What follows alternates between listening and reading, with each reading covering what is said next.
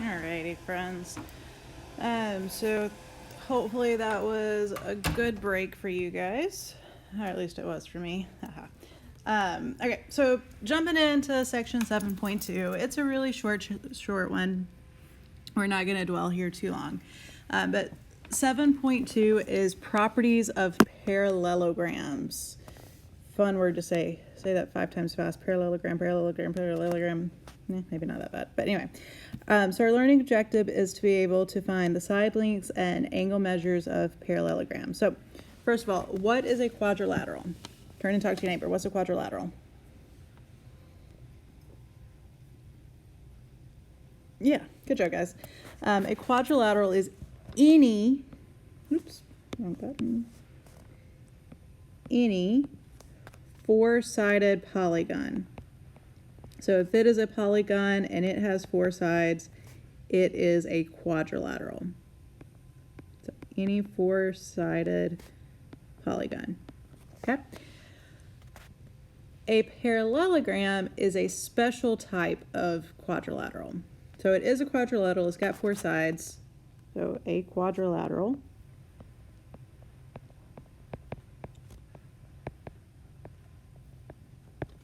with both pairs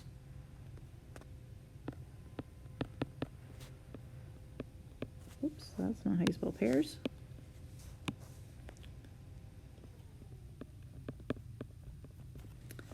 Of opposite sides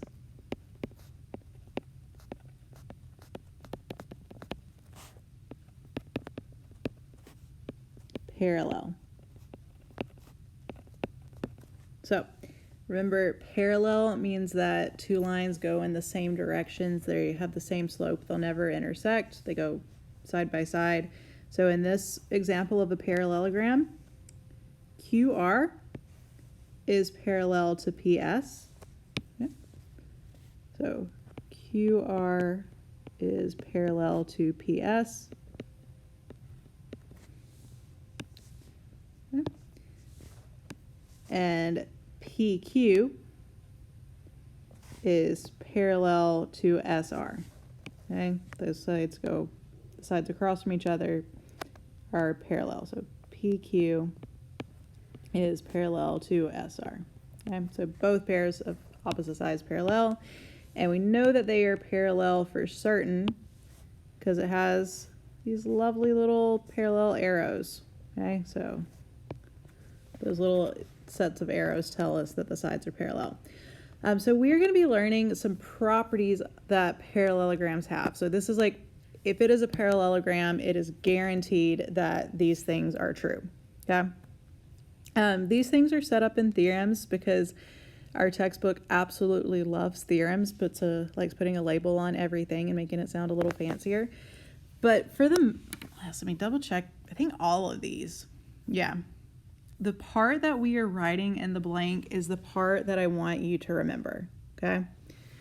Because all of these are about parallelograms. So the parallel opposite sides theorem says if a quadrilateral is a parallelogram, then its opposite sides are congruent. So its opposite sides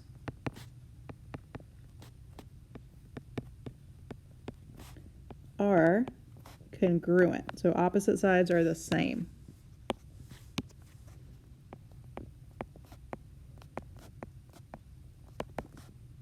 Okay. So not only is QR parallel to PS, QR is congruent to PS. They are the same length. Okay. That's what the little tallies there mean. So the arrows mean parallel, the little tally marks mean congruent. And PQ is congruent to SR. Okay. So those opposite sides are parallel and opposite sides are congruent. Yeah. So that is our first property of parallelograms. Second one, kind of in the same vein, if a quadrilateral is a parallelogram, then its opposite angles are congruent. Opposite angles are congruent. Okay? So when I say opposite angles, I'm talking about angles that are diagonally across from each other. Okay, so in this example, angle P is congruent to angle R. So they are opposite, they're diagonally across from each other, and then they're not next to each other. So Q and S,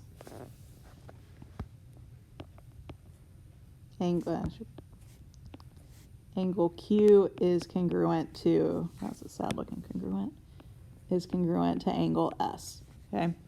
So if the angles are across from each other, then they are congruent. So far, in a parallelogram, opposite sides are parallel, opposite sides are congruent, and opposite angles are congruent. All right? So let's use that knowledge and see if we can solve for x and y in this little diagram here. Okay? So 2x and 54, those are opposite angles. Okay? They are across from each other. And remember, opposite angles are congruent. So angle P is congruent to angle R, which means that their measures are equal. So 2x equals 54. And then it's just solving. Okay? So divide both sides by 2. So x equals 27. Okay? X equals 27. You can plug that or double check by plugging it back in. 2 times 27 is 54. And those opposite angles are congruent. So very good. And then the 3y minus 1, those are opposite sides. They are the sides that are across from each other. Okay? And opposite sides are congruent. So Q or PQ. Remember we said it was congruent to SR. Okay. PQ is congruent to SR, so the opposite sides are congruent. So 20 equals 3y minus 1. And then we're just solving that, okay? So the opposite sides are equal. We're going to add 1. 21 equals 3y, and those cancel. Divide both sides by 3. So 7 equals y, so y equals 7, okay? So x equals 27, y equals 7, all right? And I'm going to pause there, give you guys a moment to make sure you got all that down.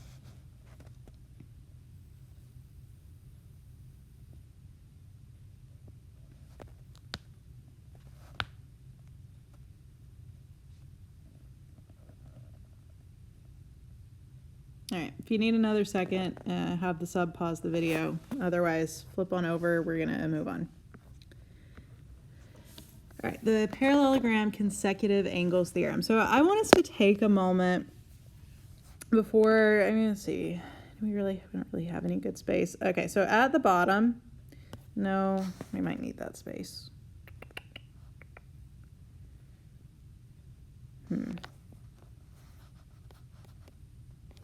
Okay, we're just gonna write very faintly, like write low enough that it's not gonna make everything messy. Okay, so we know that the opposite sides are congruent. So if angle Q is 150 degrees, then angle S is also 150 degrees, okay? Because opposite sides are congruent, right? Well, it is a parallelogram, but it's also still a quadrilateral. And we know that the sum of a quadrilateral, the angles inside of a quadrilateral, that would be n minus 2 times 180. So n is 4. 4 minus 2 is 2. 2 times 180 is 360. Okay? So the angles of a quadrilateral add up to 360 degrees. So if I said 360 minus 150 minus 150 and then divide that number in half, okay, I'm going to get, in this case, 30 degrees. And I want you to think of it this way, okay? All four angles together, so P plus Q plus R plus S is 360 degrees. If I divide, so the whole thing, if I add the whole thing, it's 360. If I divide the thing in half, well, half of 360 is 180. So half of a half of a parallelogram is 180. So if a quadrilateral is a parallelogram, then its consecutive angles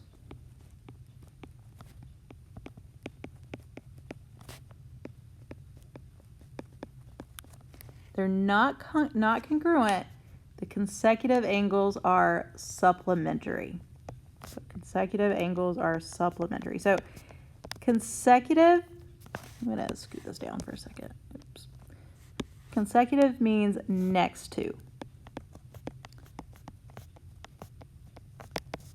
So if we think about consecutive years, like 2004, 2005, 2006, 2007 is the years that are listed in a row. Consecutive neighbor, like classrooms would be like my classroom, Mr. Peralta's classroom. And there's not really anymore, but it's the class like next to each other, okay? So when we talk about PQRS, angle P is consecutive to angle Q and to angle S, okay? Because those are the two angles that it is next to. It is opposite angle R, okay? So if I wanted to find X or Y, X plus Y equals 180, or angle Q plus angle R equals 180, okay? So our properties so far. For a parallelogram, opposite sides are parallel, opposite sides are congruent, opposite angles are congruent, and consecutive angles are supplementary, okay? So if you're across from each other, you're equal. If your angles that are next to each other, you add up to 180, all right? Here's our last property. Our last property, the parallelogram diagonals theorem. If a quadrilateral is a parallelogram, then its diagonals,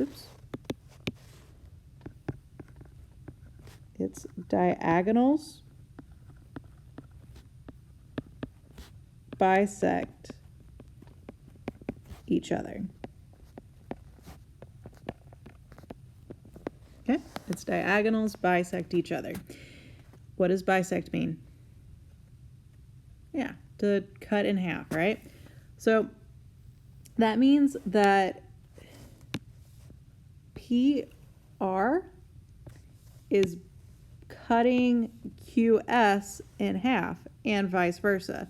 So point M here is the midpoint of QS. So QM is congruent to MS, and M is the midpoint of PR. So PM is congruent to MR. So if QM is 5, MS is 5. If PQ is 18, MR is 18. I just made up some numbers there. But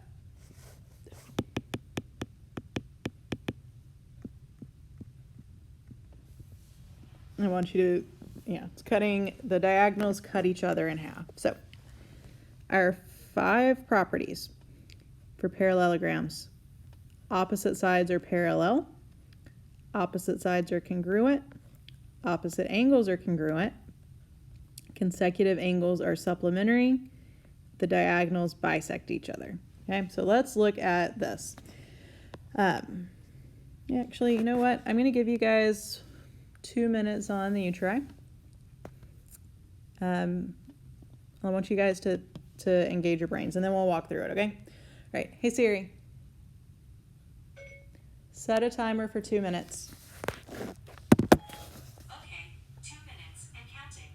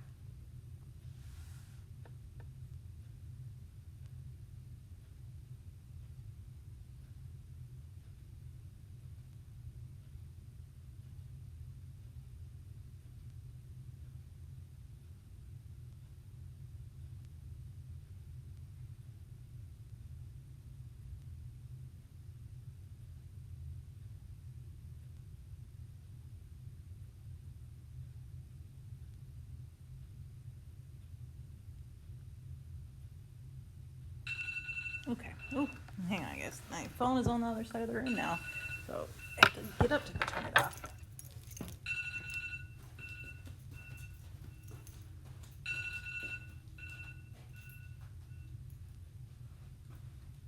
Okay.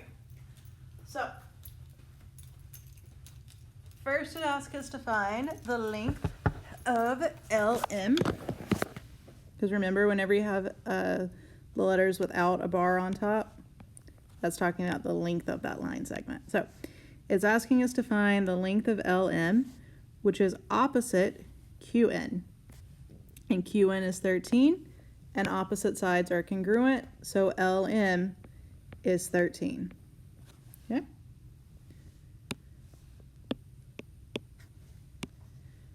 Then it asks us to find LP. Okay? But remember that the diagonals bisect each other. So P is the midpoint of LN, and it cuts it into 2 congruent segments. So if PN is 7, LP is 7. Okay? And we got our 2 congruent segments there. Okay. Then it asks us to find LQ. LQ is opposite MN, and opposite sides are congruent. LMN is 8, so LQ is 8. Okay.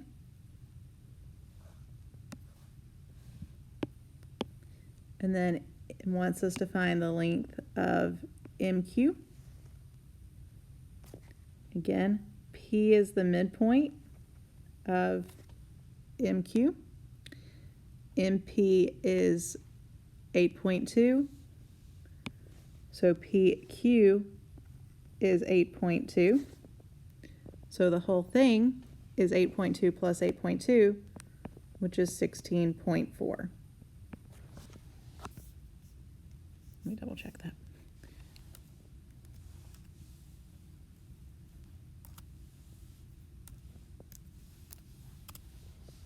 Yep. Really should just start trusting my mental math, but okay. So that used, those 4 used that opposite sides were congruent and that the diagonals cut each other in half. Okay. So for the next group, it's asking us to find angles. I do recommend highlighting, tracing out which angle it's talking about, because that's a lot of letters going on. There's a lot of angles in this picture. So make sure you like highlight, do something to let yourself know which angles it's talking about. So on the first one, it asks us to find LMN. Okay? LMN. It tells us that angle QLM is 100 degrees. Okay? This is 100 degrees. Well, consecutive angles are supplementary. That means they add up to 180. So this angle and the angle next to it are supplementary. They add up to 180. So 180 minus 100 is 80. So the measure of angle LMN is 80 degrees. Okay?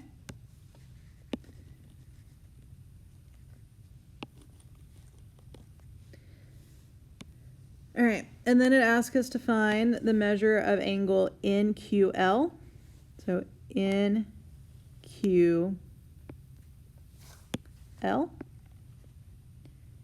Well, we just figured out that the angle opposite that angle is 80 degrees. And opposite angles are congruent. So angle NQL is 80 degrees. Or you could again say, okay, these two angles are next to each other and 180 minus 100 is 80. Okay? And then it asks us to find MNQ. Okay. MNQ. Oh, one more case of opposite angles are congruent. So if angle MLQ is 100, then MNQ is 100 degrees. Opposite angles are congruent. Okay, the angles cross from each other diagonally. All right, and then our last one, angle LMQ. LMQ.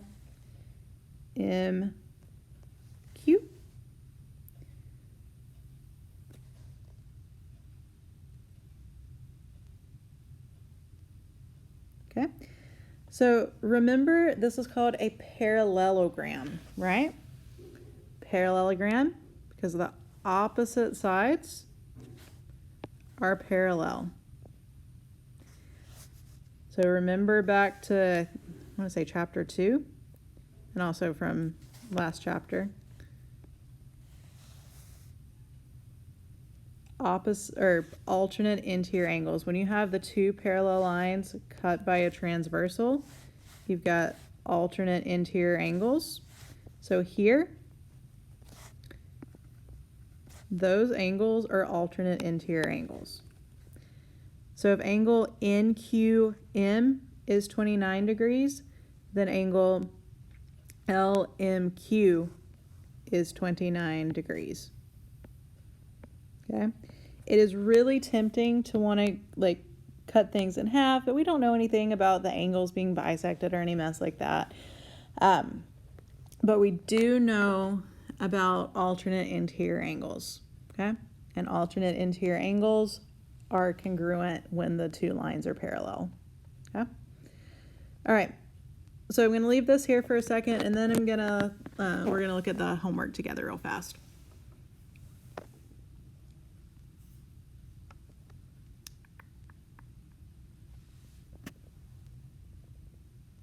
All right, if you need more time to make sure everything is copied down, just pause the video, but I'm gonna jump over to the homework. Did I have the homeworks on here? We'll look at the first homework first. All right. Maybe we will, maybe we won't. Huh. Does not seem that we will.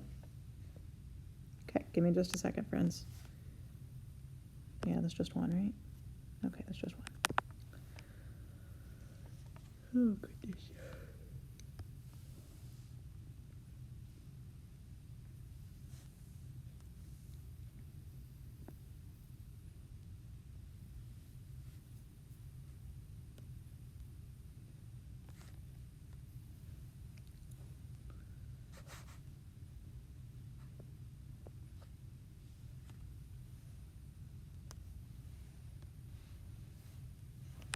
Okay, let's see if that got it.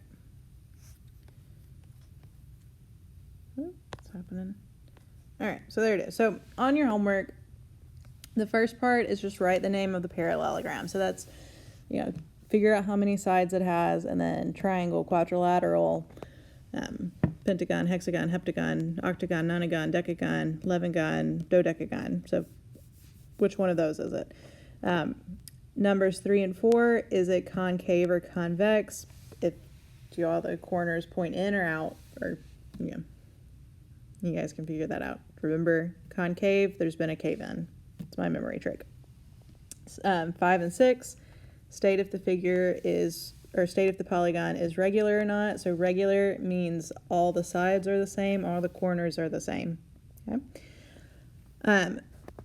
On 7 through 10, it says to find the interior angle sum. Interior angle sum, and then round your answer to the nearest tenth. There may very well be decimals. Interior angle sum, n minus 2 times 180. Okay? N minus 2 times 180. Okay? Flip over to the back. It says to find the measure of one interior angle. So this is like each interior angle. If I wanted to know like how much each of these angles measures. First I gotta find what do they all add up to, what is the sum. So n minus 2 times 180 divided by the number of angles. So n minus 2 times 180 divided by the number of sides. Okay? And then it doesn't have a section for exterior angle sum because you just answer all of them 360. So it does ask us to find one exterior angle. And since this exterior angle sum is 360, it's going to be 360 divided by the number of sides. So 360 divided by n. Okay? So the first parts are just classifying, but then it's the exterior angle sum, n minus 2 times 180.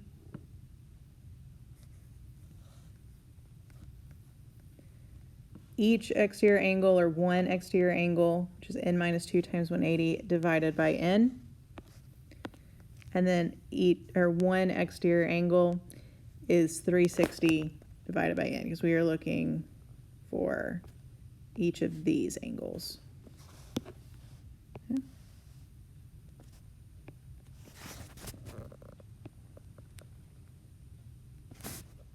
All right. Set that aside for just a second. Let's check out the second set of homework for 7.2. Figured out 7.2. Okay, this one's pretty short. There's only 10 problems on it.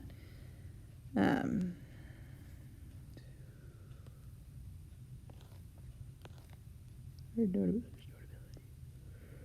I'm tired, friends.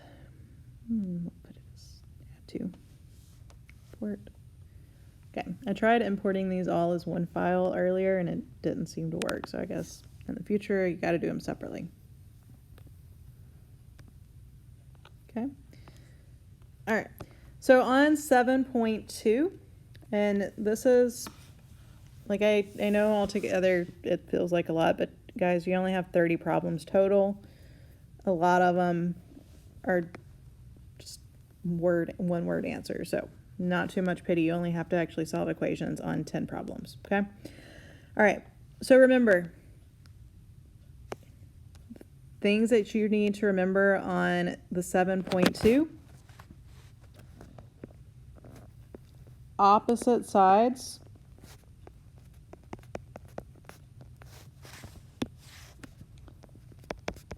are congruent.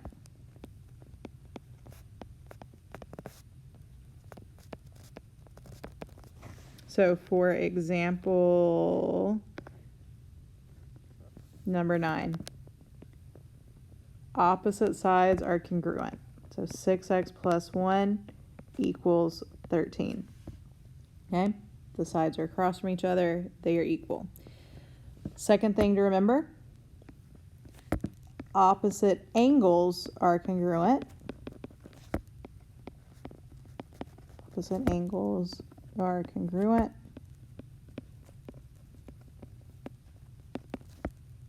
So for example, number 8, look at number 8. Opposite angles are congruent, and opposite means diagonally, so 21x minus 4 equals 80.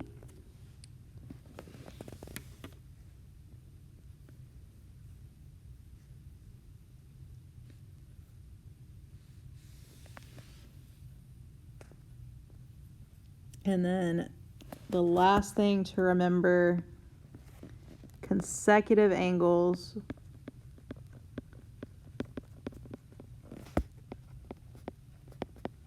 are supplementary.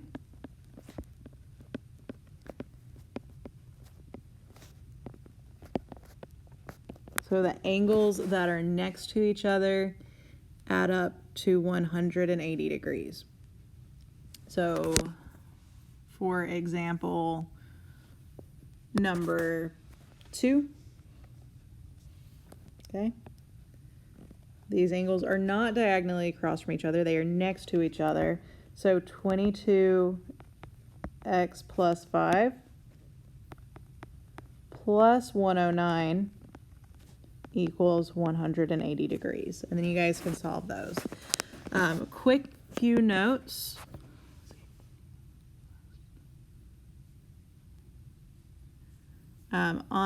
Just gonna make some quick notes. On number 1, I think you can see it, but that 3x plus 1, that goes, hang on. That goes with angle U. Okay, so 3x plus 1 goes with angle U. I think you can see number 3, that 10x minus 5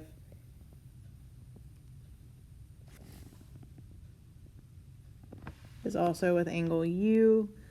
Angle 4 you can tell. On number 5,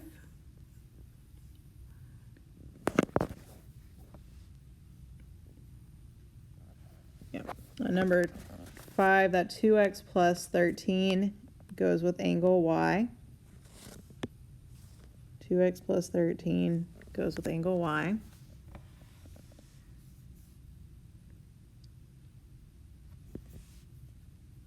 Okay.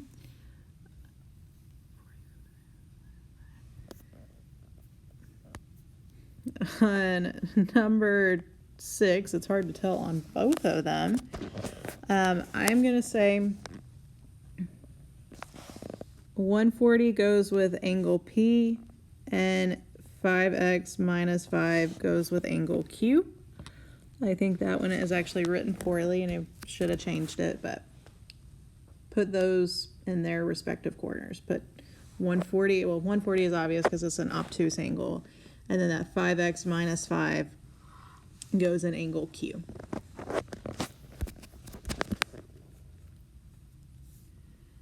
All right, number 7 is pretty easy to tell. 8 we can tell. Yeah, the rest of these are pretty clear where they're written. But just on 1 and 3, those angles go with angle U. Number 5, it's angle Y. And then number 6 is the only one that, or I think is in my opinion, is the hardest one to tell. 140, which is obtuse, goes with angle P, and then 5x minus 5 goes with angle Q. Okay, that is the acute angle. All right. Okay, go ahead and get started. I will take a score for this tomorrow, but go ahead and get as much of it done in class as you can. Be kind, make good choices, and I will see you tomorrow with hopefully cookies instead of quizzes.